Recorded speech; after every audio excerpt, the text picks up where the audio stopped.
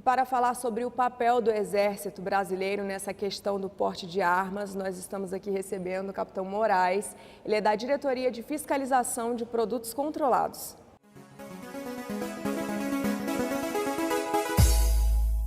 Capitão, então vamos começar do assunto mais geral. Qual é a responsabilidade que o Exército tem sobre as armas de fogo no país? Bem, a Lei 10.826 de 2003 determina que o Exército controle a fabricação, comercialização, importação e exportação de armas de fogo no país. Ela também determina que o Exército controle as atividades dos caçadores, colecionadores e atiradores esportivos que utilizam armas de fogo nas suas atividades. Como é que fica, então, o porte de armas? Bem, antes de falar de porte de armas, é necessário a gente entender a diferença entre posse e porte de arma. A posse de arma nada mais é do que a propriedade da arma, é o direito que uma pessoa tem de possuir uma arma. A posse de arma permite a pessoa ter uma arma em casa, no entanto, essa pessoa não pode transitar armado na rua, ela não pode sair de casa armado. E o documento que regulariza essa posse de arma é um documento chamado Certificado de Registro de Arma de Fogo, popularmente conhecido como CRAF. O porte de arma já autoriza a pessoa a transitar armada na rua, para que ela possa realizar a sua própria segurança. A pessoa que tem o porte de arma, naturalmente, ela tem a posse, porque ela precisa ter a posse da arma. Além da posse da arma, ela tem o direito de portar a arma, ou seja, transitar armado para a sua própria segurança. O documento que permite a pessoa portar uma arma é um documento chamado Porte de Arma de Fogo, ou seja, PAF. É importante ressaltar que a Lei 10.826, também conhecida como Estatuto do Desarmamento, ela proíbe o porte de arma ao cidadão comum em todo o país. Então, só algumas categorias têm como conseguir esse direito, esse documento a ter o porte de arma. Exatamente. Quem concede o porte de arma de fogo ao cidadão comum é a Polícia Federal. O Exército, ele somente concede posse e porte de arma aos seus integrantes, ou seja, aos militares do próprio Exército.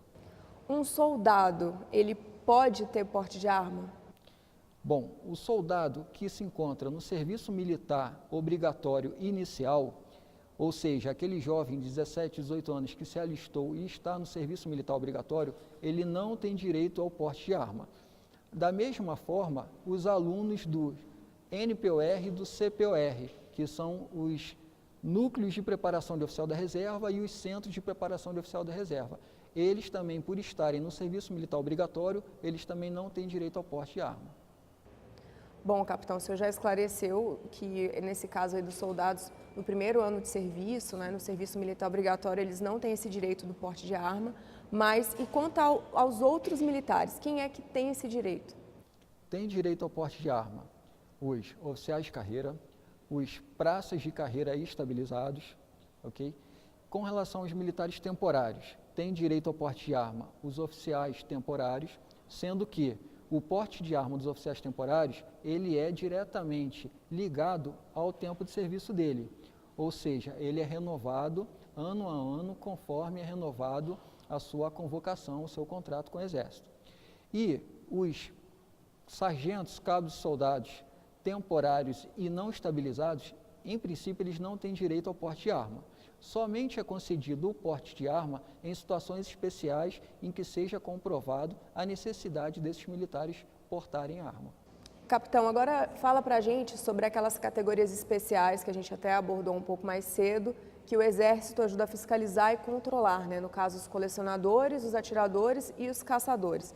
A gente pode começar falando sobre os atiradores, ou seja, quem atira como esporte. O que o Exército fiscaliza e controla dessa categoria? Os caçadores, atiradores e colecionadores, conhecidos como CACs, eles precisam de um certificado de registro no Exército. Esse é o documento que eles precisam para poder executar as suas atividades. Bom, para exercer então essas atividades e conseguir o CR, eles precisam ir nos serviços de fiscalização de produtos controlados vinculados às regiões militares. No nosso país, nós temos 12 regiões militares espalhadas por todo o país. Ele procura um desses serviços, tira o seu CR e daí ele pode exercer a sua atividade. Então, quer dizer que esse atendimento ele é regionalizado, a pessoa tem que procurar o serviço na região militar próximo de onde a pessoa mora, não é isso? Exatamente.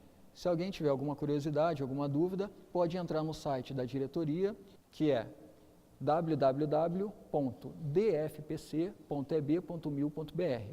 Ele vai no nosso site, do lado esquerdo tem um mapinha do Brasil, ele clica no mapa, ali se encontram todas as regiões militares com os seus endereços e seus contatos. Bom, então, para conseguir o CR, ela tem que atender alguns pré-requisitos, né? Dentre eles, tem que apresentar documentação de identidade, comprovante de residência e alguns que chamam a atenção, quais sejam. A pessoa tem que ter certidões negativas de antecedentes criminais, ela tem que ter um teste de aptidão psicológica válido, ela tem que ter capacidade técnica de utilizar aquela arma, certificada por um instrutor de tiro da Polícia Federal, ela não pode estar respondendo a nenhum inquérito policial e nem a processo criminal. Essas são algumas das características que ela tem que apresentar na hora de requerer o seu CR.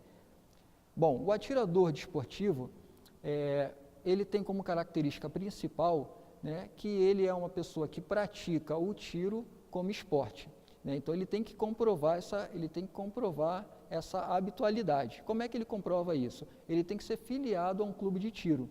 Então, basicamente, a pessoa, para ser atiradora, ela tem que atender a todos os pré-requisitos, né, para se conseguir o CR, para se obter o CR, e tem que ser vinculada a um clube de tiro. Depois, com esse CR, a pessoa já tem o direito a ter a posse e o porte de arma também? Não. Os CACs, de uma maneira geral, eles só têm direito à posse de arma. O CAC, ele não tem direito a porte de arma. Então, ele só vai realmente ter autorização para utilizar a arma naquela atividade esportiva. Exatamente. Tanto os atiradores quanto os colecionadores e os caçadores, eles só podem utilizar suas armas nas atividades que eles têm registradas. Tem alguma coisa específica para os colecionadores? O que caracteriza a atividade de colecionamento é que a pessoa não pode adquirir munições para a arma que ela possui, né? Outra característica é que ela pode colecionar, além de armas, outros produtos, como viaturas, militares, artigos militares, que de alguma forma também são controlados. E em relação aos caçadores? Bom, os caçadores, eles têm que atender praticamente os mesmos pré-requisitos dos atiradores. A diferença principal entre os caçadores e os atiradores é que, além, né, de ser filiado a um clube de tiro, podendo ser também um clube de caça, o caçador ele tem que ter uma autorização do IBAMA para poder exercer a sua atividade. Ou seja, tem outros órgãos que estão envolvidos nessa autorização, não basta ter o registro como Exército. Exatamente. O Exército, para o caçador, ele é somente mais um órgão anuente. Capitão, muito obrigada pelos esclarecimentos, pelas informações que o senhor trouxe para o programa.